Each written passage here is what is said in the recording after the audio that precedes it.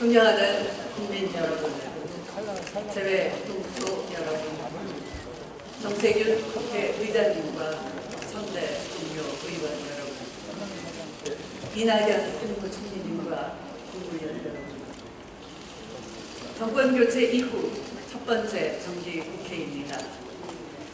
집권 여당 대표로서 이 자리에 서게 돼서 무한한 영광과 무거운 책임감을 느낍니다. 이번 정기국회는 과거와 미래의 전환점이 되어야 하며 새로운 대한민국을 향한 위대한 도전이 될 것입니다. 20대 국회는 과거 정권을 책임졌던 정당과 새롭게 집권한 여당이 공존하는 국회입니다. 국민께서 만들어주신 다당제 아래에서 공존과 협치는 20대 국회의 숙명이자 숙제입니다. 촛불로 대통령을 바꾼 국민들께서는 국회가 스스로 변화해야 한다고 생각하고 계십니다. 국회가 국민의 뜻을 받들지 못하고 시대의 요구를 묵살한다면 국민의 촛불은 언제라도 국회를 향할 것입니다. 집권 여당이자 제1당인 더불어민주당부터 국민의 뜻을 제대로 받들겠습니다. 야당 역시 변화와 협치에 나서야 할 것입니다.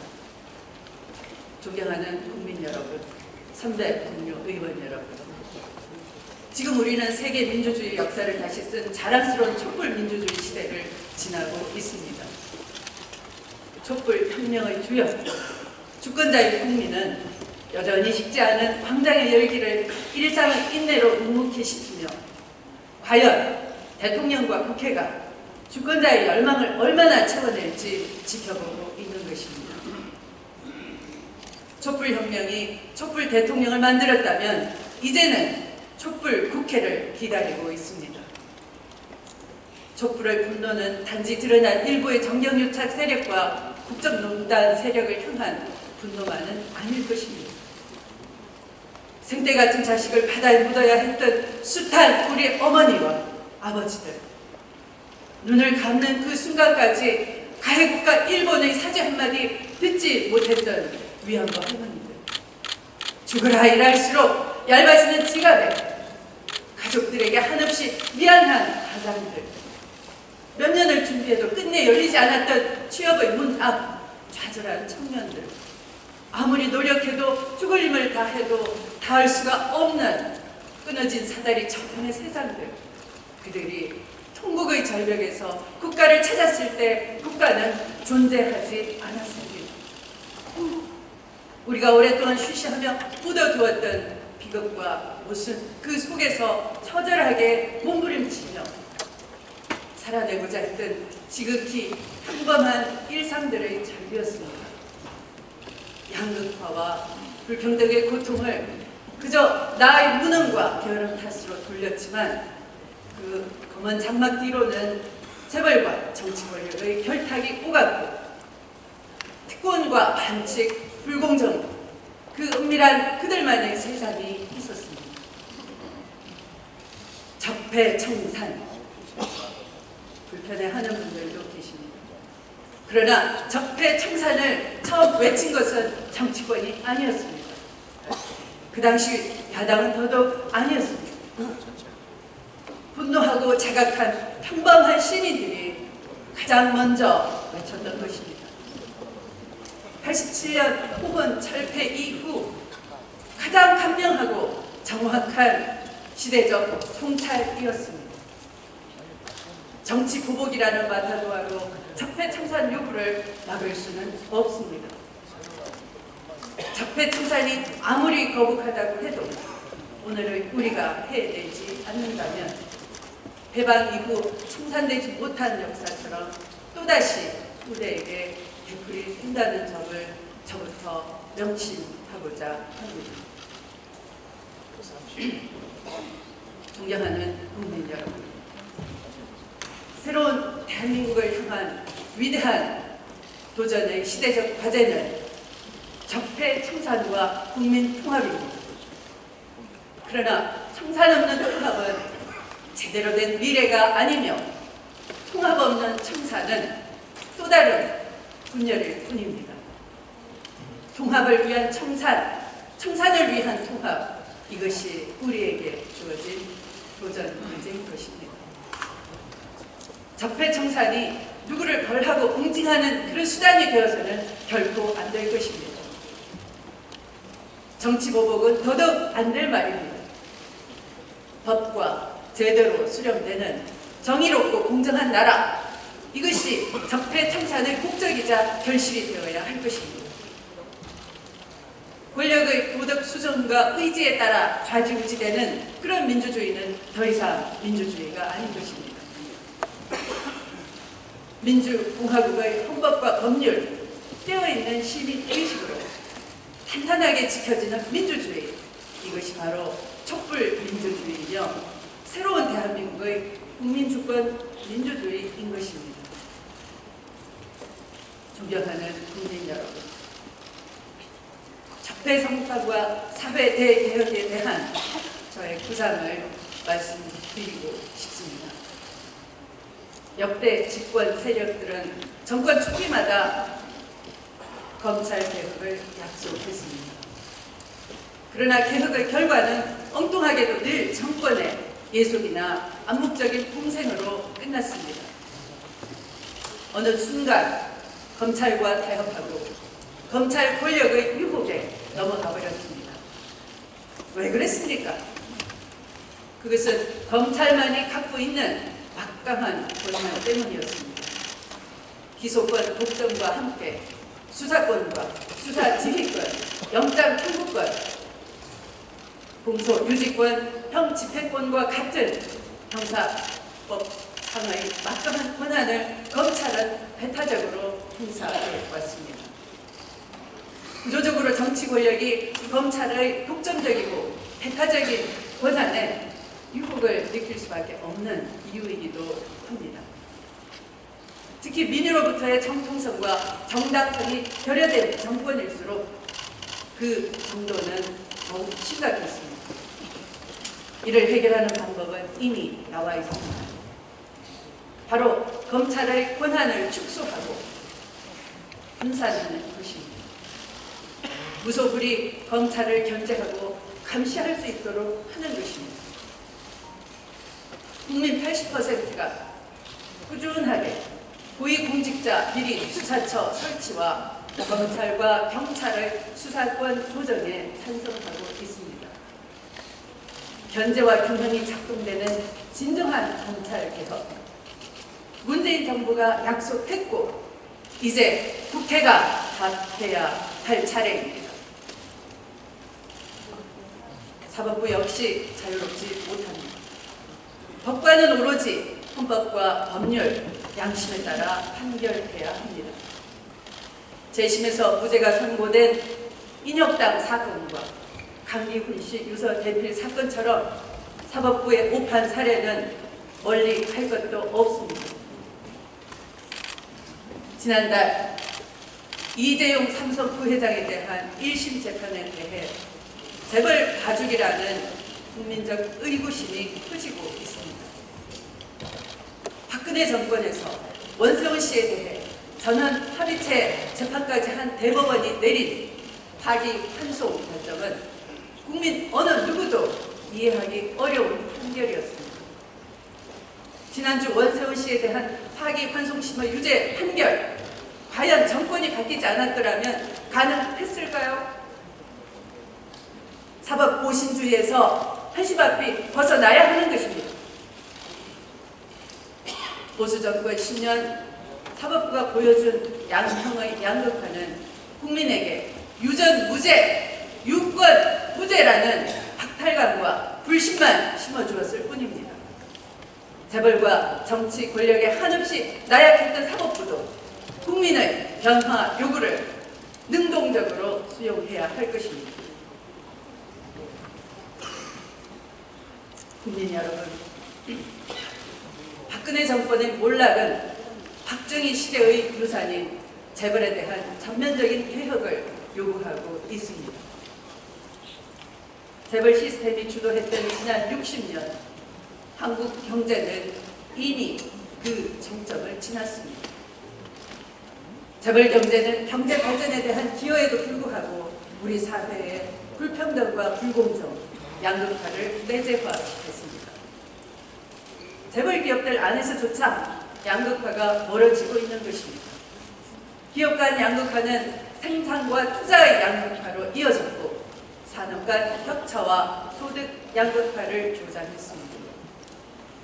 중소기업과 대기업, 정규직과 비정규직 사이의 간극을 더욱 벌려서 사회 통합이 위협받고 있는 것입니다. 한국 경제가 저성장의 늪을 지나서 새로운 성장과繁荣의 숲으로 가기 위해 재벌개혁은 반드시 건너야 할 다리라는 것입니다. 구조적 개혁이 시간이 필요하다면 퇴행적 재벌 관행은 지금 당장 타파되어야 하는 것입니다. 탈세와 비자금, 뇌물과 횡령, 불식회계 같은 재벌 일가들이 저지르는 상습적인 불법에는 어떤 관용도 베풀어서는 안 되는 것입니다. 일감 몰아주기, 협력업체 후려치기, 골목 상권 침범, 이 세 가지는 재벌의 오만이자 무능이며 스스로 경제 발전의 주역이라는 자긍심을 해치는 나쁜 행위입니다. 재벌 일가들이 불법으로 이익을 취했다면 부당 이익의 몇 배를 물리는 징벌적 손해배상제를 도입해야 하는 것입니다.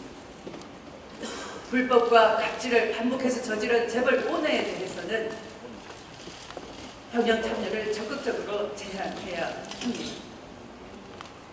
소유와 지배구조 개선을 위한 제도적 노력도 박차를 가해야 할 때입니다. 재벌들의 집요한 요구로 이명박 정권 때인 2009년 출자 총액 제한 제도를 폐지한 바 있습니다. 그 결과 기업의 투자 의욕을 막는다는 이유였지만 2009년 1137개에 불과했던 재벌들의 계열사 수가 단 7년 만인 2016년에는 무려 1736개까지 늘어났다는 것입니다. 대부분 골목 상권 잠식과 일감 몰아주기 같은 부당한 내부 지원과 사익 편취 도구로 악용되었습니다. 87년 폐지되었다가 외환 위기로 10년 만에 부활한 지주회사 제도는 계열사의 확장과 경영권 세습의 수단으로 악용되고 변질되었습니다. 순환 출자와 지주회사에 대한 보다 엄격한 규제로 재벌 경제의 무한정식을 막아야 할 것입니다. 재벌 개혁은 재벌 폐쇄가 아닙니다. 더 이상 불법과 불공정을 저지르지 말라는 것입니다. 더 이상 시장 경제를 어지럽히 말라는 것입니다. 존경하는 국민 여러분, 오늘부터 공영방송인 KBS와 MBC가 동시 총파업에 돌입했습니다. 보수정권 10년 동안 공영방송의 위상은 처참할 정도로 올라가겠습니다. 정치 권력의 검찰에 대한 탐욕만큼이나 방송에 대한 탐욕도 끝이 없어 보였습니다. 방송 장악 과정은 한마디로 야망과 능멸이었습니다. 언론 노동자의 인격을 능멸하고 정당한 노동권을 박탈했습니다. 무엇보다 언론은 본령인 공정과 신뢰를 상실했습니다. 법원이 어렵게 내린 복직 결정도 불안듯이 걷어찼고 또다시 해고와 복직 투쟁의 악순환으로 내몰았습니다. 반복되는 해고와 소송, 투병과 실직으로 해고 언론인들의 삶은 철저히 파괴되었습니다.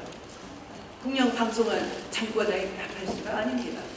아무리 정권이 바뀌어도 흔들림 없도록 독립성과 공정성을 법과 제도로 보장하는 것, 그것이 민주당의 일관된 주장인 것입니다. 야당은 방송 장악이라고 말씀하십니다. 민주당의 원칙과 상식으로는 절대 상상할 수 없는 일입니다. 그것이 민주당 집권 10년의 역사가 말해줍니다. 공영방송을 권력의 품에서 국민의 품으로 돌려드리는 것, 그것이 바로 방송개혁, 언론개혁의 첫 걸음인 것입니다. 사랑하는 국민 여러분, 저는 진정한 국민 통합을 위해 우리 시대에 반드시 해결해야 할 사건이 두 가지가 있다고 생각합니다. 하나는 광주 5.18 민주화운동이고 또 하나는 4.3 제주 양민 학살 사건입니다. 저는 이 두 사건의 진상규명을 가로막았던 암묵적인 카르텔을 반드시 청산해야 할 역사적폐라 부르고 싶습니다. 이 사건들의 본질은 국가와 홍근혁에 의한 무고한 시민 학살입니다. 이 사건들의 진상을 제대로 밝히고 정리하는 것이 우리 사회의 민주적 역량을 가늠하는 잣대가 될 것입니다. 길게는 반세기 이상, 짧게는 37년을 국가에 의한 폭력을 피맺힌 가슴에 담고 살았을 피해자와 유족을 생각할 때마다 동시대를 살아가는 저는 수련한 생각을 느끼게 됩니다. 역사의 과거에 사과하지 않고 있는 자들이 존재하고 그들을 묵인하는 나라는 진정한 문명 국가라 부를 수가 없을 것입니다. 정부는 모든 국민이 납득할 수 있는 방법으로 철저하고 명백하게 두 사건의 진상을 규명하는데 최선을 다해줄 것을 촉구합니다. 존경하는 국민 여러분, 선배, 동료, 의원 여러분, 북한의 무모한 핵과 미사일 도발로 한반도 평화가 일촉즉발의 위기에 서 있습니다. 북한이 어제 국제사회와 한국 정부의 강력한 반대에도 불구하고 끝내 강행한 6차 핵실험을 강력히 규탄합니다. 분명한 것은 북한의 핵과 미사일 개발은 북한의 안전과 자주권을 결코 지켜주지 못할 것이라는 점입니다. 한반도 정세를 위기로 몰아넣고 북한의 운명을 스스로 고립시키는 정치적 도박으로 기록될 뿐입니다.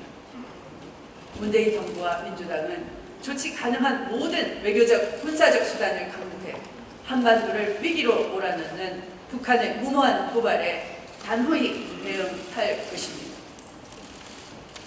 북한의 주장대로 북한의 핵과 미사일이 고도화되었다면 지금의 한반도 위기는 과거와는 확연히 다른 새로운 국면으로의 진입을 의미한다는 점도 직시해야 할 것입니다. 그렇게 우리 모두는 머리를 맞대고 새로운 상황 인식과 새로운 해법을 모색해야 할 때입니다. 긴장 고조의 끝이 전쟁이라면 우리는 전쟁을 막기 위해서 사력을 다해 끝까지 대화와 평화적 해법을 촉구할 책무가 있는 것입니다. 저는 지난주 당대표 취임 1주년을 맞아서 한반도 신세대 평화론을 제시한 바 있습니다. 북한의 김정은 위원장은 현재 유지였던 핵 무장론의 유혹을 벗어버리고 한국 정부가 내민 손을 잡고 한반도 평화 체제로 가자는 제안입니다. 북한의 김정은은 핵 개발에 집요하게 매달리는 이유가 무엇입니까? 그것은 할아버지 김일성의 유지인 핵무기 개발로 북한의 체제 안전을 항구적으로 보장받겠다는 전략 때문입니다. 이른바 상호 핵무기 보유로 전쟁을 억제하려는 공포의 균형 전략인 것입니다. 그러나 탈냉전 이후 급속히 발달된 전략자산의 불균형으로 더 이상 핵무기 보유가 곧 전쟁 억제를 담보하지 않게 되었습니다. 즉 북한이 핵 미사일 개발에 성공했다 하더라도 그 자체가 체제 안전의 보증서가 결코 될 수 없다는 것입니다. 이제 1950년대 냉전의 선물인 공포의 균형은 한반도에서 공존의 균형으로 바뀌어야 합니다. 한반도를 둘러싼 군사력 대치는 정전 이후 수십 년 동안 미, 중, 일, 러 사이에서 절묘한 대칭적 균형을 이루어오고 있습니다. 공존의 균형은 북한의 핵 미사일 개발이 오히려 공포 동포의 균형을 깰 수 있다는 절박한 인식에서 출발합니다. 기존의 한반도를 둘러싼 군사적 균형을 유지하면서 남북한이 이를 대립과 적대의 균형이 아니라 민족 공동의 번영과 상생의 균형으로 바꾸어 나가자는 것이 바로 공존의 균형입니다. 남북한의 공존을 위해 행동 대 행동, 협력 대 협력으로 한반도 평화와 번영의 신뢰를 넓혀가자는 것입니다. 공존의 균형은 김정은 시대와 함께 등장한 북한 신세대의 특성도 고려한 것입니다. 빨치산 세대, 천리만 세대, 고난의 행군 세대 등이 있었지만 김일성, 김정일 체제로부터 상대적으로 자유로운 제5세대, 소위 장마당 세대의 등장에 주목해야 합니다. 이들은 주체 사상과 사회주의로부터 상대적으로 자유롭고 유일 사상과 성분 사상에 반감을 가진 것으로 알려지고 있습니다. 장마당 세대는 발육 부진이 특징일 정도로 북한의 배급 체제가 붕괴된 1990년대 기아를 겪으며 성장한 세대입니다. 스스로 북한의 체제로부터 아무런 혜택을 받지 못했다고 생각하며 시장 경제와 외부의 문물의 개방적인 특징을 갖고 있습니다. 우리의 미래 세대와 북한의 장마당 세대가 중심이 될 한반도의 미래를 예측하면서 보다 장기적이고 전략적인 대북 정책을 새롭게 설계할 필요가 있는 것입니다. 한반도 신세대 평화로는 북한 김정은이 냉전의 오류를 범하지 말 것을 촉구하는 것입니다. 동시에 북한의 신세대와 함께 개혁 개방의 시대로 가는 것이 북한 주민과 미래 세대가 살 길이라는 점을 충고하는 것입니다. 우리가 북한에 대한 제재와 함께 대화의 노력을 다하는 것은 북한의 핵과 미사일에 대한 공포 때문이 아닙니다. 어떤 경우에든 전쟁의 참화를 막기 위한 민족사적 노력이라는 점을 북한은 알아야 할 것입니다. 우리 정부는 북미 간 대화를 가능한 범위 안에서 적극적으로 촉구하고 중재해야 합니다. 동시에 끊어진 남북 대화의 채널을 가동시키기 위한 전방위적인 노력을 기울여야 할 것입니다. 어느 순간 북미 간 대화가 열리고 남북 간 대화가 열리는 장례를 준비해야 합니다. 이를 위해 북한과 미국의 동시에 특사를 파견해 북미 남북 간 투트랙 대화를 추진할 것을 강력히 제안드립니다. 북한은 냉전의 산물인 북미 봉남에서도 벗어나야 합니다.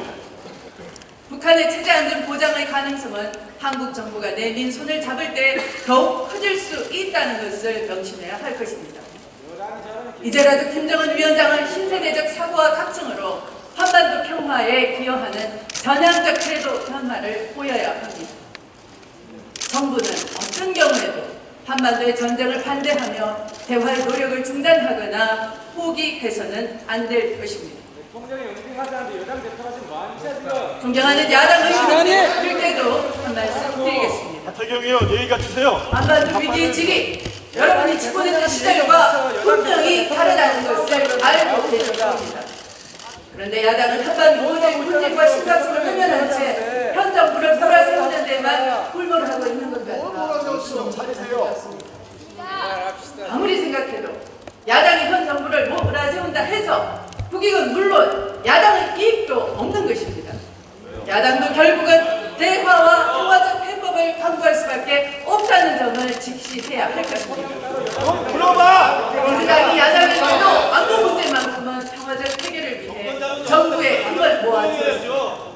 그것이 수권정당으로서 국민의 신뢰를 쌓고 집권을 하게 된 공력이 되기도 했습니다. 지금 여당 대표가 대통령 면접에서 지금 왜요? 정면 도전하고 있어요. 남북한 관계 전화선 하나 연결되지 않아 양측의 유일한 방식이 원시적인 숲마이크라고 합니다. 남북 관계를 절벽으로 몰아넣은 보수 야당의 10년을 탓하고 하는 것이 아닙니다. 여든 야든 한반도 문제는 대화와 평화 이외에 선택할 방법이 없다는 점, 그리고 정부가 추진하는 대화와 평화 노력에 정치권이 한 목소리로 지원이 절실하다는 점 우리 모두가 명심해야 할 것입니다. 잘한다. 여당 좀 뭐라.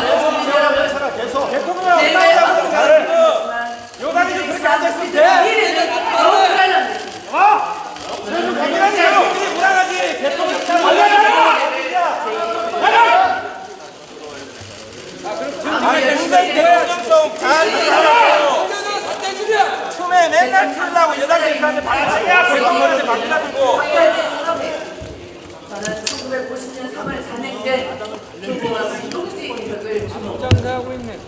경자 유전의 원칙에 따라 소작 제도를 금지한 농지개혁으로 전체 65%에 달하는 소작지가 분배되었습니다. 대다수의 소작농은 자작농이 되었고 소작료를 내는 대신 농가의 소득이 늘어났습니다. 치약과 신발, 라디오와 TV를 분명 당시 그런만 안 되었던 국내 기업들이 든든한 소식까지 되었습니다. 농지개혁 이후 자작농은 전후 복구 재원의 주요 세수원이 되었고 자식들에 대한 고등교육과 왕성한 구매력으로 한국 경제의 비약적인 성장 흔대를 만들었고 중상층을 만들 동인이 되었던 것입니다. 그런 점에서 1950년 농지개혁은 성공했던 것입니다. 그러나 지금은 성장률보다 더 무서운 임대료 때문에 국민의 삶은 아무리 발버둥 쳐도 하나도 나아지지 않고 있습니다. 2016년 임금 인상률은 겨우 3.3%인데 임대료는 무려 3대가 넘는 10% 이상씩 올랐습니다. 임금 노동자에게는 상대적 박탈감을, 자영업 세입자들에게는 막대한 경제적 부담감을 주고 있는 것입니다. 정부가 내년도 최저임금 인상분의 일부를 대신 부담한다 하더라도 영세 자영업자의 임대료 부담은 결코 가벼워지지 않을 것입니다. 지금 한국 경제는 지대 추구의 덫에 걸려 있습니다. 19세기 헨리 조지는 생산력이 아무리 높아져도 지대가 함께 높아진다면 임금과 이자는 상승할 수 없다라고 일갈했습니다. 즉 노동과 자본의 대가인 임금과 이자는 지대가 제로인 상태를 가정한 것에 불과하며 총 생산량에서 지대를 지불하고 나면 임금과 이자는 그만큼 줄어든다는 것입니다. 잠시 수학 공식을 안내해 드릴까요? 생산량은 지대 플러스 임금 플러스 이자인 것입니다. 좌변으로 지대를 옮기면 생산량 마이너스 지대는 임금 플러스 이자인 것입니다. 이것이 헨리 조지의 공식인 것입니다. 소득주도 성장은 단순히 임금을 올린다고 해결되지 않는다는 점을 헨리 조지의 방정식을 보여주고 있는 것입니다. 스티글리츠는 상위 계층 소득의 태반은 지대에서 나온다고 주장했습니다. 지대는 누군가에게는 이익을 주는 것이지만 나머지에게는 손실을 주며 시장을 왜곡해 왔다고 말합니다. 지대 추구는 기업가의 창의성을 빼앗고 도전 정신을 빼앗고 건전한 시민의 일할 의욕을 꺾고 있습니다. 날이 갈수록 심각해지는 한국 사회의 불평등과 양극화의 핵심에는 지대 추구의 특권이 존재하며 수십 년간 이를 용인해온 잘못된 정치와 행정이 있었다는 점입니다. 정부는 최저임금 인상만으로는 소득주도 성장을 이룰 수 없다는 점을 분명히 인식해야 할 것입니다. 강력한 부동산 대책과 임대료 관리 정책을 세워서 지대의 고삐를 틀어쥐어야 할 것입니다. 지대로 얻는 토지 불로소득은 연간 300조 원이 넘는다고 합니다. 우리나라 1년 국가 예산의 4분의 3에 해당되고 전체 GDP의 4분의 1에 해당하는 엄청난 수치입니다. 토지 소유의 불평등은 더욱 심각합니다. 인구의 1%가 개인 토지의 55.2%를 소유하고 있고 인구의 10%가 96.7%를 소유하고 있다고 합니다. 모든 불평등과 양극화의 원천인 꽃이 풀린 지대를 그대로 두고서는 새로운 대한민국의 성장 동력을 마련하기 어렵다고 합니다. 정부는 보다 강력한 의지로 근본적인 대책에 나서야 할 것입니다. 무엇보다 부동산 마다 보유자에 대한 면밀한 조사로 징세를 강화해야 할 것입니다. 필요하다면 초과다 부동산 보유자에 대한 보유세 도입도 적극 검토해야 할 것입니다. 부동산 임대 사업자에 대한 양성화 정책과 함께 불필요한 공제를 축소해서 과세의 실효성을 높여 나가야 할 것입니다. 대한민국 전체 가구 중 43.5%인 826만 가구가 잔고월세 가구인 것입니다. 그러나 국세청은 37만 명에 대해서만 임대소득 대상자로 통보했고 그나마 실제 신고 인원은 4만 8천 명에 그쳤다고 합니다. 소득 있는 곳에 세금을 부과하는 국민 계세주의 원칙을 바로 세워야 합니다. 이것이 헌법 제38조의 정신입니다. 그러나 유독 부동산 임대 소득에 대해서만큼은 지나치게 반대해 왔던 것이 현행 조세 제도인 것입니다. 존경하는 선배 국민의원 여러분, 그리고 국무위원 여러분, 오늘 제가 예를 든 1950년의 농지개혁은 이승만 대통령과 조봉암 당시 농림부 장관이 함께 이뤄낸 것입니다. 양극화와 불평등 해소만이 한국 경제의 살길이라고 동의하십니까? 그렇다면 1950년의 그들처럼 좌우를 떠나서 농지개혁에 버금가는 지대개혁을 해보지 않으시겠습니까? 저는 확신합니다. 27년 지대개혁은 새로운 대한민국의 멈춰진 심장을 다시 뛰게 하는 가장 위대한 도전이 될 것입니다. 토지는 토지대로, 임대료는 임대료대로 우리 민생 현장 곳곳에서 불평등과 양극화의 고통을 전가하는 지대 추구의 덫을 걷어내야 합니다. 저는 확신합니다. 지대 개혁이 선행되어야 진정한 소득주도 성장도 가능할 것입니다. 지대 개혁을 해내야 양극화 해소와 불평등 사회를 바로 잡을 수 있습니다. 지대 개혁을 제대로 해야만 침체된 한국 경제의 창의성과 도전 정신을 살려내 미래로 갈 수 있을 것입니다. 그것이 정체된 대한민국 경제를 새롭게 성장시키는 폭발적 에너지로 작용할 것입니다. 존경하는 국민 여러분, 지대특권이 야기한 불평등과 양극화는 한국 사회의 발전을 가로막고 있습니다. 양극화 해소는 결코 포기할 수 없는 지상 과제인 것입니다. 지난해 불황 속에서도 세수가 늘었던 이유가 바로 양극화 심화 결과라는 연구 결과도 있습니다. 또한 국세청 자료에 따르면 2015년 기준 8천만 원 이하 구간의 총 급여액 증가율은 6.2%에 불과했지만 8천만 원 이상 고소득자 구간의 증가율은 무려 2배가 넘는 13.3%에 달했다고 합니다. 삼성전자 등 상위 10대 기업의 상장기업 전체 영업이익에서 차지하는 비중은 지속적으로 늘어나 이제는 전체의 60%에 달합니다. 양극화를 진단하는 전통적인 지수인 지니 개수는 2006년 작성 이래 최악의 수치가 되었고, 소득 5분위 비율과 상대적 빈곤율 역시 박근혜 정권 기간 동안 역대 최고치를 기록했습니다. 문재인 정부에 들어서 양극화 해소는 일자리, 저출산, 지방 분권 등 각각의 국정 과제로 실질적인 해법 찾기에 돌입한 상태입니다. 그러나 각각의 양극화는 상호 연동되어 있다는 점에서 양극화 해소를 총괄하고 진두지휘하는 범정부 기구는 반드시 필요합니다. 문제를 분산시켜 각 부처와 위원회별로 집중하는 것도 중요하겠지만 보다 거국적인 관점에서 양극화 해소 의제를 통합 관리하는 것도 중요합니다. 저는 양극화 현상을 진단하고 관리 해소하는 범정부적인 양극화 해소 컨트롤 타워 구성을 제안하고자 합니다. 가칭 양극화 해소위원회는 소득 양극화 해소를 위한 증세와 복지 확대, 노동 양극화 해소를 통한 계층 이동 가능성의 확대, 기업 양극화 해소를 통한 중소기업 및 협력업체 보호, 지역 양극화 해소를 위한 지역 분권과 자체 확대, 교육 양극화 해소를 위한 교육 기회 확대 등을 다뤄야 할 것입니다. 또 정부 부처별 추진하는 정책이 양극화 해소에 미치는 영향을 검토하도록 의무화해야 합니다. 합리적이고 정교한 양극화 평가 지수를 개발해 환경영향 평가나 규제영향 평가처럼 정책 수립 초기부터 과학적으로 반영되어야 합니다.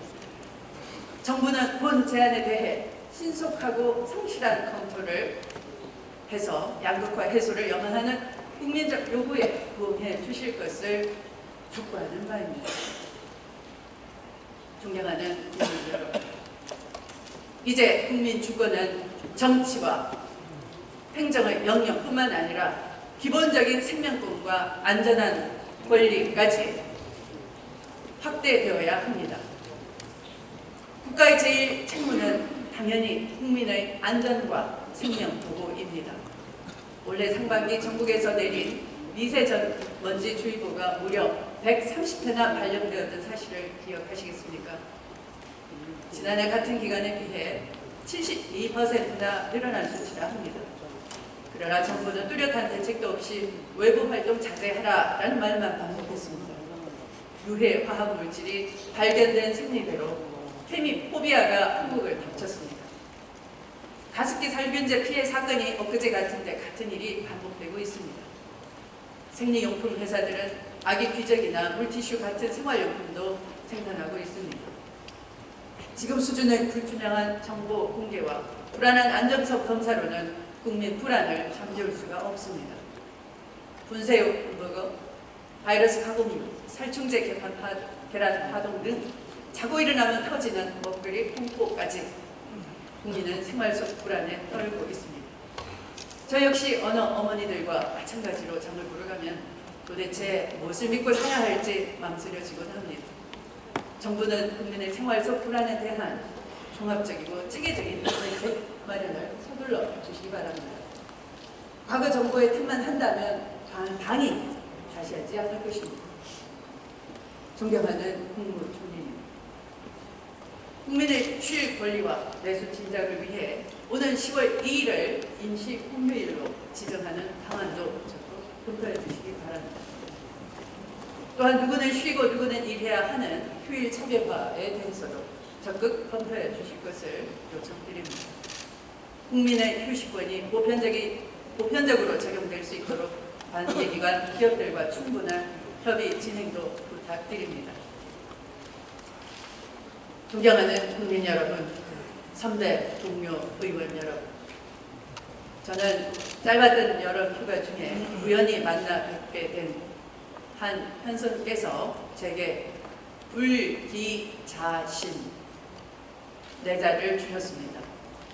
자신의 내면의 양심을 속이지 말라라는 말씀이겠죠. 진심으로 성찰하며 스스로 더욱 엄격해지라는 뜻입니다. 저는 이 말씀을 이 자리에 계신 여러분과 함께 나누고 싶습니다.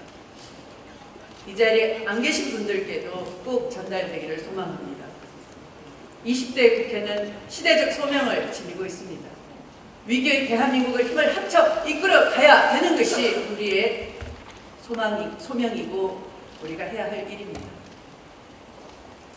그러나 자신의 양심이 아닌 외부의 욕망에 휘둘려서 대의를 그르쳐서는 안 될 것입니다. 정권 교체를 했다고 해서 새로운 대한민국이 되는 것은 아닙니다. 아직 우리가 해야 할 일이 너무도 많습니다. 지대주거의 사회로부터 민생을 보호하는 일, 양극화와 불평등의 사회로부터 바닥을 딛고 일어서는 일, 미래의 신세대와 함께 한반도 평화를 준비하는 일, 그리고 적폐청산과 국민 대통합을 이루는 일, 저는 이 모든 일들을 새로운 대한민국을 향한 위대한 도전이라고 부르고 싶습니다. 오늘 우리의 위대한 도전은 위대한 성취를 이루어낼 것입니다. 국민 여러분과 그리고 선배, 동료, 의원 여러분과 함께 더 낮고 겸손한 마음으로 그 길을 가고자 합니다. 경청해 주셔서 감사합니다.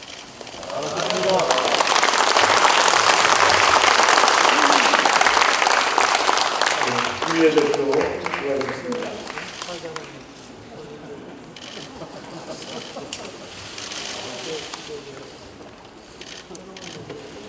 의사일정 제2항 북한 제6차 핵실험 규탄 결의안 선택의 건을 상정합니다.